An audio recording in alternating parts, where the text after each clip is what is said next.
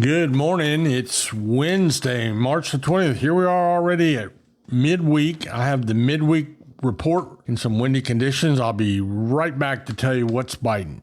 When it comes to general maintenance or major modifications on your diesel vehicle, look no further than Wanchi's Off-Road Diesel Performance in Kill Devil Hills. Master mechanic Ryan Walker developed the plan for having his own auto shop over 20 years ago, and today he owns the premium diesel performance powerhouse of the Outer Banks. To have him and his crew take a look under your hood, give him a call today at 252-715-0025 or find him on social media. Wanchi's Off-Road Diesel Performance, the diesel performance powerhouse of the Outer Banks. Electricity, something I don't mix well with at all, and that's why I only trust the folks at ELS OBX. ELS OBX offers a variety of services from custom electrical installations to lighting design. ELS OBX has the experience and know-how to complete any job. They're committed to providing the highest quality lighting and electrical installations or service at affordable prices. Visit them online at elsobx.com to get a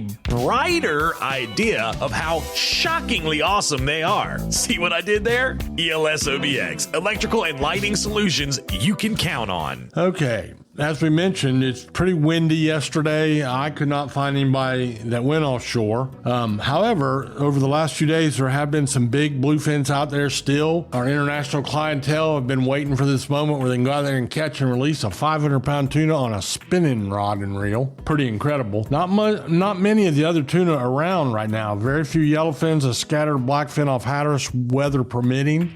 We have had a few wahoos from the first of the year. Haven't heard of a billfish yet, or really no mahi to speak of, but the big tuna are out there. World-class fishery, people coming from all over the world to fish for those big fish. There has been a really good amount of commercial fishing going on closer to the beach for ribbon fish. The gill netters are really focusing on those. I have not heard much about that recreationally, but I will say to you, if you're looking for a good local fresh fish at a good price point, ask around at your local fish markets for ribbon fish. Go down to Wanchi's, ask around, and you'll find out that this is a kind of a new thing in our market, and I have tried them personally. They were very, very good.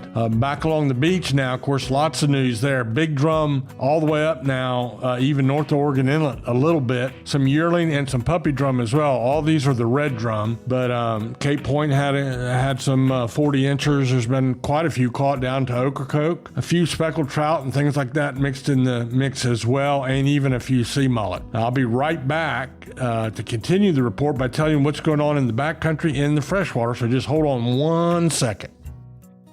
When it comes to finding phenomenal seafood, you gotta go insane. That's right, stop into the Insane Seafood Market right there on Highway 64 in Columbia. Luke Midget and his crew work hard out on the water to make sure you have the freshest selection of seafood around. They provide a wide selection of fish, crabs, shrimp, oysters, and clams, just to name a few. Insane Seafood has a hot bar to satisfy that seafood craving right on the spot. Visit them online at insaneseafood.com and like them on social media. Go insane at Insane Seafood Market, Highway 64 in Columbia. Okay, we know that the speckled trout fishing has been good. We know that they're getting bigger. I saw a 7-pounder. That's the biggest one I've seen so far. But again, it was breezy yesterday, so a lot of that came to a standstill.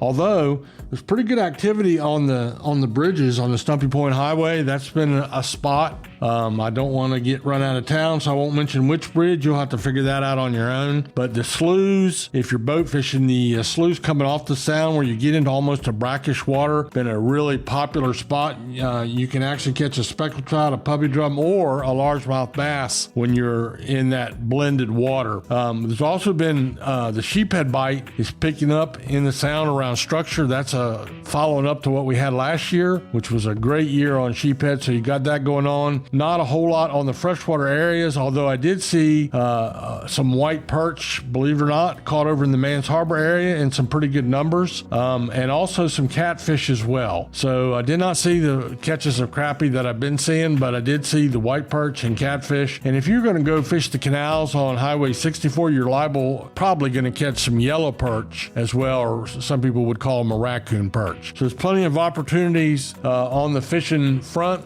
The wind has been blowing a little bit, but as soon as it settles down, the table is set. You need to get all your stuff right, sharpen your hooks, go fishing. That's my report for you on this Wednesday morning.